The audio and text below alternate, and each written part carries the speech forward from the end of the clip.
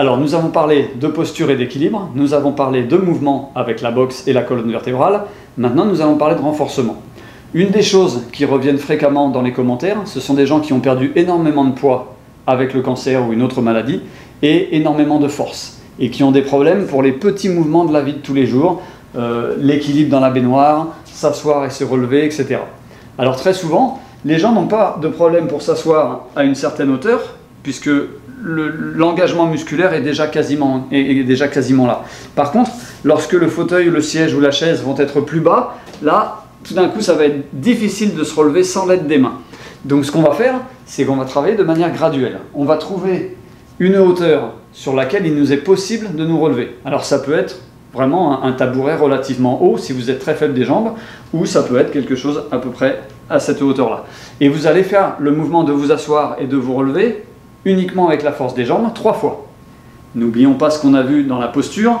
Je travaille aussi mon triangle, parce que la force que va générer le gros orteil, le petit orteil et le talon, cette force unifiée en un triangle, va aussi me permettre d'augmenter ma force au niveau du relevé. Donc tout est important, les muscles, mais aussi la structure et la posture. Donc je vais faire ce mouvement qui m'est relativement facile 3 fois. Si j'ai besoin, je me repose un peu, et je vais descendre d'un étage. Et je vais voir s'il m'est possible de le faire une fois ici. Ah, je vois que oui, c'est un peu plus dur, mais je peux même essayer 2. Ah, oui. Je vais descendre un peu plus. Ah, là, je ne peux pas me relever. Obligé d'utiliser les jambes, je suis allé trop loin. Je reviens non pas d'un pas là où j'étais avant, mais d'un demi-pas. Et je regarde ce qui se passe. Ah, ça demande un effort, mais j'y arrive. Donc je suis à 3, 2, 1 et 0. Donc maintenant, je sais que c'est ce que je vais faire. Ça va être ma routine. Donc ici, je vais faire 3 fois, tous les jours, ou plusieurs fois par jour, en engageant bien les muscles et la force du triangle. Ici, je vais faire 2, et vous allez voir qu'au bout de quelques jours ou quelques semaines, vous allez pouvoir faire 3. Et ici, là où j'étais à 2, et bien très bientôt, vous allez pouvoir faire 3. Et quand vous êtes à 3 sur les 3 hauteurs, vous réessayez celle-ci, essayez d'en faire 1.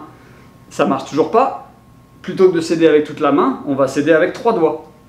Et hop, on fait travailler. On relâche, on se détend, on respire bien, et on refait la même chose, une ou plusieurs fois par jour, jusqu'à ce qu'un jour, ça va devenir vraiment facile de descendre ici, et de se relever. Voire même de descendre sur cette hauteur-là, et de se relever.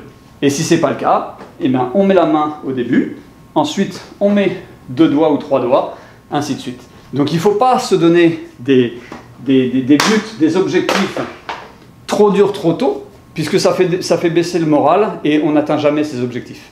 Il faut faire ce qu'on est capable de faire et de rajouter, pouf, une légère difficulté. Et une légère difficulté, et on est bon.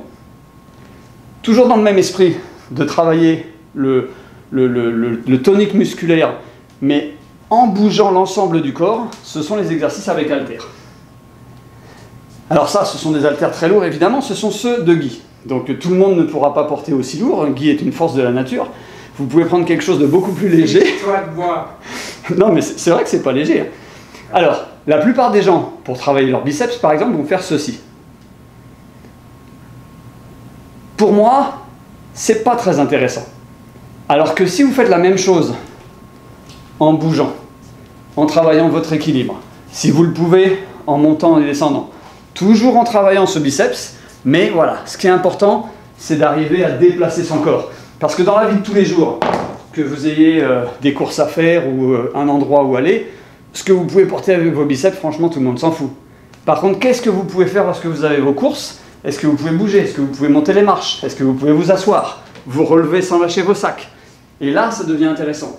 Quel que soit le mouvement, pareil pour les épaules, si je veux faire mes épaules, je vais les faire en me déplaçant. Bien sûr, un bodybuilder ne pourra pas faire la même chose parce que les haltères sont beaucoup plus lourds.